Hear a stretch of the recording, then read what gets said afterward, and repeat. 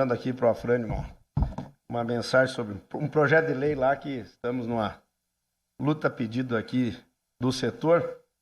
E prazer muito grande, Chico, poder estar aqui contigo, com todos os representantes do setor de transporte, setor que eu passei a admirar muito, especialmente quando cheguei em Brasília e lá pude produzir mais do que quando deputado estadual lá na Assembleia, pelas pautas que chegaram até mim. E eu poder ser hoje o autor da Lei dos Caminhoneiros, esta última versão lá de 2015, e quando cheguei lá, eu lembro bem, Chico, que eu, com pouca idade, pouca experiência, tínhamos um final de ano e os líderes se reuniram para votar um projeto de lei pauta positiva. Então tem esse aqui, a Lei dos Caminhoneiros. A pauta foi tão negativa que deu aquela greve gigantesca, né? E ali eu disse, olha, não é, nem tudo é bom, ouvir sempre é o melhor. Então eu poder chegar aqui, o ano passado fizemos virtualmente, eu quero saudá-los todos, né? Saudar o Panzão, o meu querido Rebuse, o Benatti, o Mira, o Marcelo, né? O Malucelli, querido amigo, tem um compromisso lá no Paraná, né? Tem um compromisso esse ano no Paraná. E dizer aqui em nome da Raquel a satisfação de estar junto com um colega do Paulo Calef, né, que é o nosso Vanderlei Macris. O Macris e eu somos, inclusive, os criadores da Frente Parlamentar da Indústria de Máquinas e tantas lutas que tivemos juntos e nos identificamos, porque ali agora falávamos de maneira informal quais são os dois setores que nós ainda temos uma ligação de estar juntos setorialmente, justamente da indústria de máquinas e o setor de transportes. Eu, quando cheguei aqui, fiz questão de ligar, né, para esse meu querido amigo, eu sabia que falaríamos, mas para pedir licença lá, né? O gaúcho é meio metido, mas aqui em São Paulo, vamos devagar, porque os paulistas não são tão metidos assim, não dizem que são, eles são mais, mas vão fazendo e nós achamos que fazemos, né? Então, trago aqui também um abraço da turma do Rio Grande, que a Raquel representa. Ontem fizemos uma reunião justamente sobre a questão que envolve o DTE, Guilherme, né? Que eu já vou aqui, combinei com o Vanderlei, eu vou avançar em alguns pontos da pauta nesta informalidade. Temos um tema também na Anvisa que está encaminhado já agora lá, por isso que conversar é o melhor jeito de fazer. Mas eu fico muito feliz, porque eu vi o comandante Fernando fazendo uma referência para um assunto que eu tratei como relator, mas nunca veio a público como um dos avanços do DTE, né, Guilherme? Que foi justamente esse tema da segurança. Eu não tenho dúvida que quanto mais você tiver a condição de saber o que está acontecendo, melhor você vai ter em vários aspectos. Na arrecadação, vai poder controlar a segurança. A própria desoneração da folha, se nós tivéssemos um sistema de controle da nuvem, talvez não pesássemos tanto para aquele que é formal. Né? Então você tem uma concorrência desleal gerada por tudo isso. Então o DTE, para mim, é um dos pontos que eu tenho o maior carinho, porque realmente o Guilherme aqui disse, Chico, no início eu achei que ia apanhar. Eu lembro muito bem quando o Urubatã pediu para o Marcelo, escuta, vem aqui correndo, mas como é que eu vou correndo? Eu estou em Porto Alegre, vou correr. Não, lá vai um avião te buscar aí. Eu digo, mas é tão ruim assim o negócio, né? Aí eu digo, não, vamos conversar com calma. E a gente pôde avançar muito, né? Avançamos, e por isso eu me sinto muito comprometido. Disse ao ministro semana passada, e o ministro estará aqui, e digo, Guilherme, a você, como disse ao Marcelo Sampaio, a ideia é maravilhosa. No entanto, não pode, meu querido presidente, o cargo da NTT sempre é tão cumprido, diretor-geral, esse aí, meu querido diretor-geral.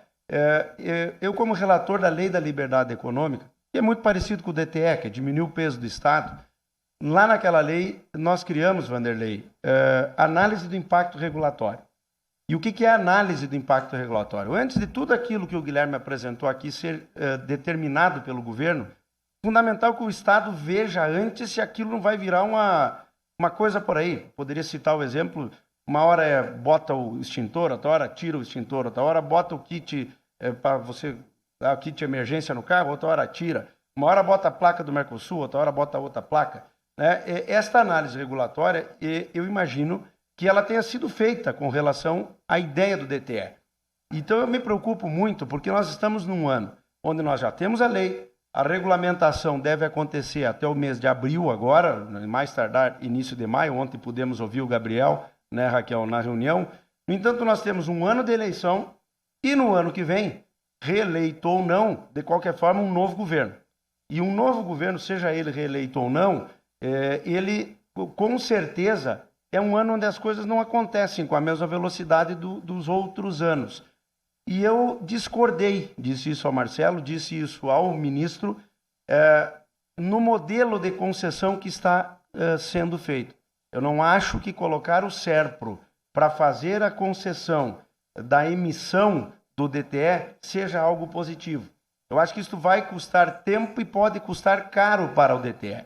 E, portanto, como uma análise regulatória, meu querido Mira, eu me preocupo que daqui a pouco tenhamos uma lei, uma boa ideia, uma estrutura legalizada que não pare em pé e gere problemas ao setor de transporte. Então, eu acho que este é um recado que eu queria poder transmitir aos senhores, especialmente a NTT, disse ao ministro e hoje vou reforçar junto com vocês para que a gente tenha o DTE de verdade, o DTE funcionando, mas não, né, Marcelo, uma estrutura que por algum erro a gente possa se perder. Bom, esse foi um ponto, então, que eu acho que cabe, Vanderlei, como um trabalho nosso, deixa o setor privado cuidar disso, porque o setor privado não vai gerar o custo que o Estado, lamentavelmente, não por má intenção de um servidor A ou B, mas pela máquina que o Estado tem, vai acabar gerando e vai, sem dúvida, Benatti, custar caro para os senhores e, ao final, custar caro para o consumidor. Fiz este alerta aqui porque eu acho que é uma reunião de trabalho, né, Chico? Portanto, temos que fazer aqui esta fala. Queria poder dizer da alegria de ter sido parceiro do Vanderlei, e aqui o Mira foi fundamental. Eu agora estava lembrando aqui, no dia 31 de dezembro, eu lá em Brasília, ele no contato com o presidente, nós checando, era 11h05 quando rodou o Diário Oficial, né, da desoneração da folha, que foi sem dúvida algo que poderia ser um prejuízo terrível e que de qualquer forma desonerado não é. É uma grande injustiça o Brasil ter aí 400 bilhões de reais de custo e a gente ainda tratar como desoneração. Os senhores pagam a folha, pagam e pagam caro, né? E é injusto ainda porque outros tantos setores nem conseguem pagar como os senhores pagam. Eu acho que eu queria deixar uma proposta aqui, Vanderlei, deste encontro. Nós, pelo que estou vendo, acho difícil. Minha opinião é que esse ano é ano de eleição, não vai rodar muita coisa lá. Mas estão dizendo que querem votar a reforma tributária, né? Eu penso que o CONET poderia ter um documento, Chico, onde nós tivéssemos daqui uma carta, Guilherme, pedindo ao Congresso Nacional que, ao fazer a reforma tributária, extinga este modelo de oneração da folha definitivamente e para todos os setores. Nós temos que dizer que eu não imagino daqui 2 anos o Vanderlei, eu não, porque não vou estar lá, mas o Vanderlei ter que de novo pedir para o presidente da República para prorrogar de novo a folha, porque isso, porque aquilo. Então eu deixo essa tarefa aqui como um resultado. E apenas para tocar em 2 assuntos, saudar meu querido Vander, nosso presidente da CNT, lá na Lei da Liberdade Econômica eu queria ter colocado essas alterações que envolvem as pessoas com deficiência, porque isso não faz justiça nenhuma, gera custos e, em alguns casos, usa a triste deficiência de uma pessoa para fazer um leilão para ver quem paga mais para fazer de conta que está ensinando alguém. Então, você gera custos. Se uma pessoa com deficiência não pode pilotar um ônibus, um caminhão, ela não pode ser obrigada a empresa a contratar. O Brasil tem que parar de ser hipócrita. Isso tudo, ao final, quem paga é o consumidor. Nós não sabemos fazer consensos de Estado no nosso país.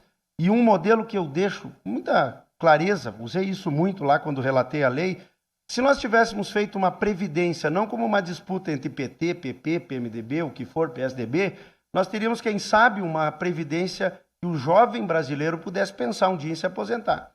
Assim, nós nunca sentamos para tratar do assunto, temos um Frankenstein, que na verdade não foi feita uma reforma há poucos anos atrás, que nós votamos, foi um ajuste fiscal, tínhamos que fazer, porque senão ia arrebentar tudo, mas que agora, logo quando voltar o povo se aposentar, nós não fizemos poupança nenhuma e ainda gastamos muito na pandemia aqui, que nem sabemos o tamanho do que tem pela frente aí. O Brasil é absurdo, não consegue parar para pensar que um país que vive do agronegócio não produz ureia aqui dentro.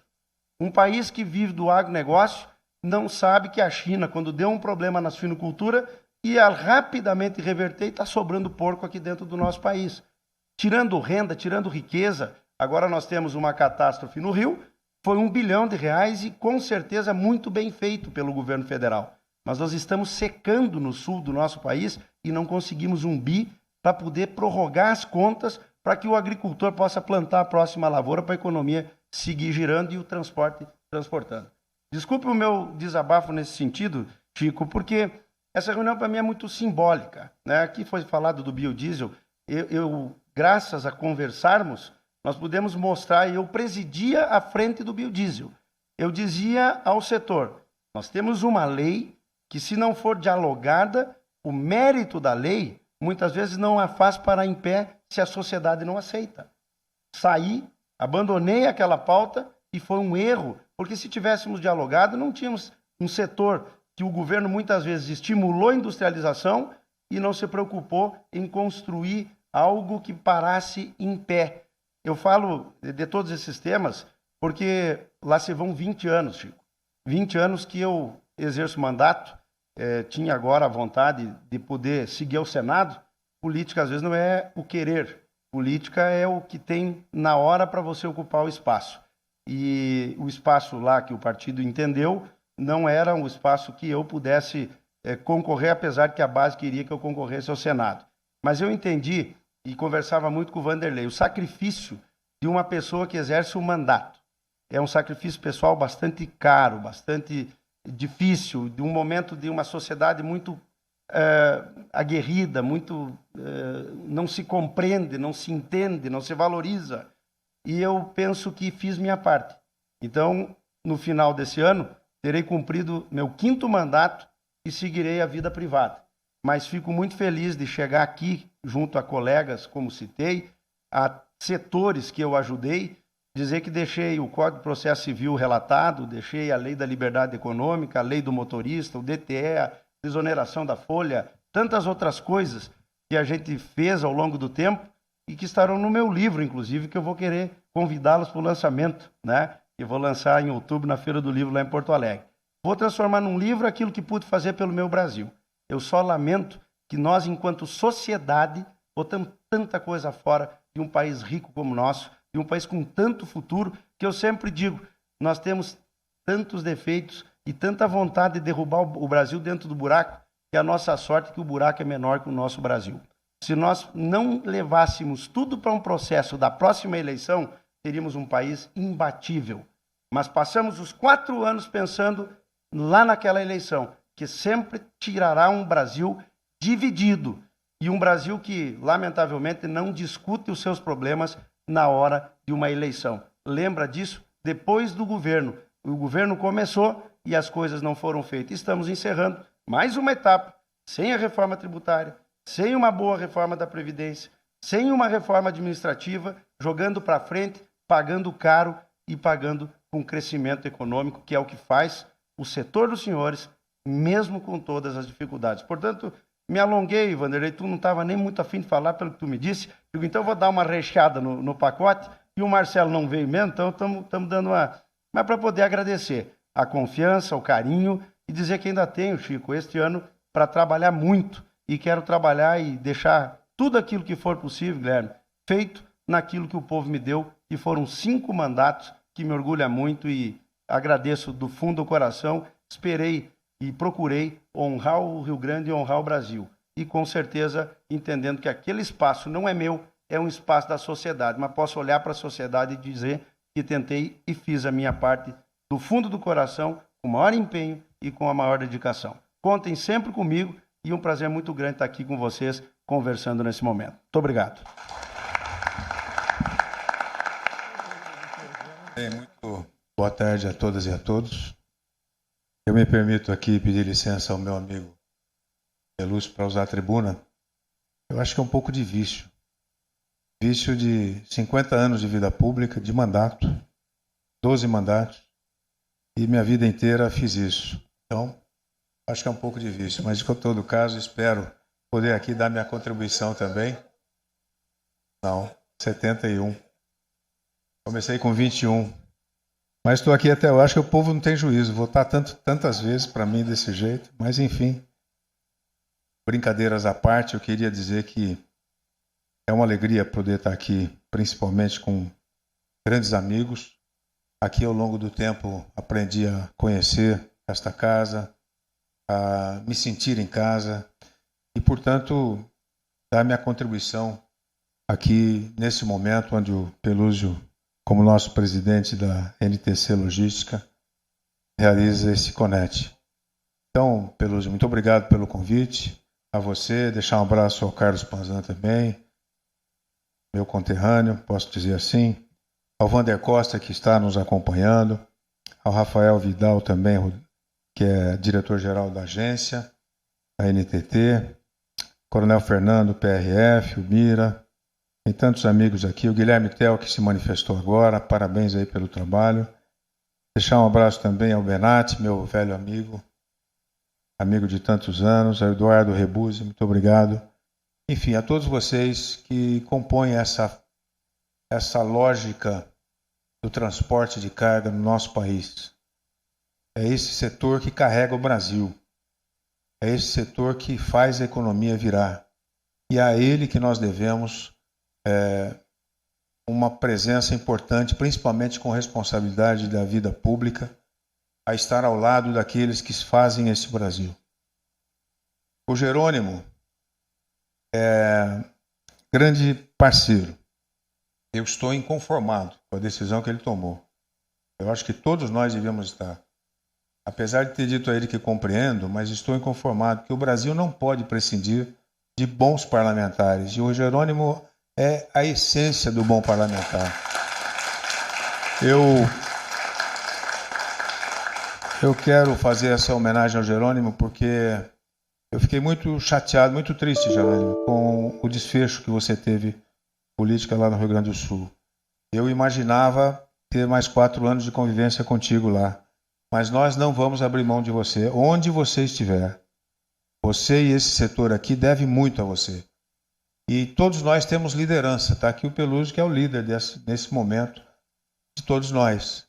E você foi meu líder, enquanto parlamentar, na ação em favor desse setor tão importante para a vida econômica do nosso país. Então, não vamos abrir mão de você. Eu digo não vamos, como me considero também um transportador, porque nesse momento a demanda que nós fazemos é que você continue nessa luta pelo Brasil, não só pelo setor, mas pelo Brasil. Você é um grande parlamentar que precisa e deve estar lá no Parlamento Brasileiro. Eu, na verdade, disse que não queria falar, falei ao Pelúzio que Pelúzio, não preciso, não gosto de falar muito, eu prefiro agir, não é?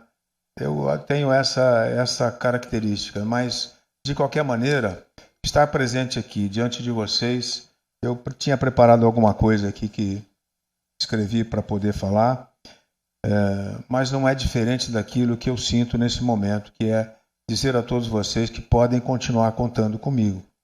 Eu espero estar mais 4 anos no Parlamento Brasileiro, espero estar ao lado do Jerônimo, e lá mais 4 anos quero continuar no mesmo lugar que eu estive desde o começo por conta do interesse do setor de transporte de carga e a Comissão de Transportes da Câmara Federal.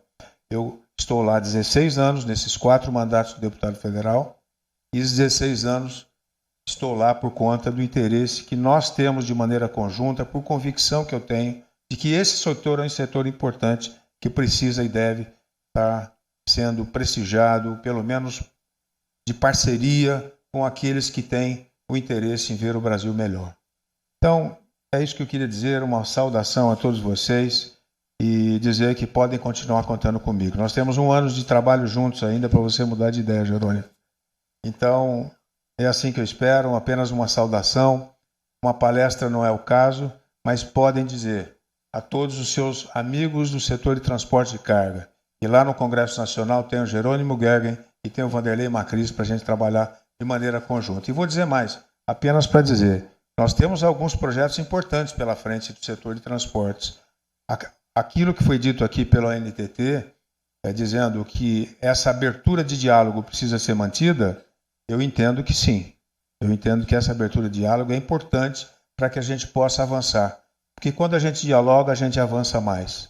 A gente faz com mais tranquilidade, com mais substância, com mais tranquilidade para saber que vamos dar um passo adiante. E é isso que precisa acontecer nesses processos que temos pela frente no Congresso Nacional, em parceria com todos vocês do setor de transportes. Aqui em São Paulo, nós precisamos dialogar um pouco mais. Eu acho que faltou diálogo em algumas questões aqui, não é? Mas eu acho que ele é possível ainda. Nós estamos prontos para poder colaborar e ajudar nesse processo de crescimento sustentado, vamos dizer assim, do setor de transporte de carga do nosso país. Muito obrigado a todos. Contem sempre comigo.